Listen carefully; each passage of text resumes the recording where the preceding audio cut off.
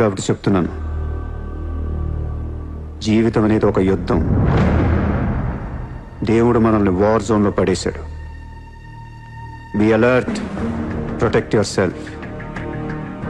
లైఫ్లో ఒక గోల్ అంటూ పెట్టుకోండి, కసితో పరిగెత్తండి. పాడాలనుకుంటే కసిగా పాడేయండి, చదవాలనుకుంటే కసిగా చదివేయండి. లైఫ్లో ఏ గోలు లేనోళ్ళు మాత్రం వీలైనంత త్వరగా చచ్చిపోండి. మీ వల్ల మాకు ఏ ఉపయోగం లేదు. గుర్తుపెట్టుకో, నీకంటే తోపెవడు లేడిక్కడ. నీకేదనిపిస్తే వచ్చి, ఎవడి మాట వినొద్దు, మనిషి మాట అసలు వినొద్దు.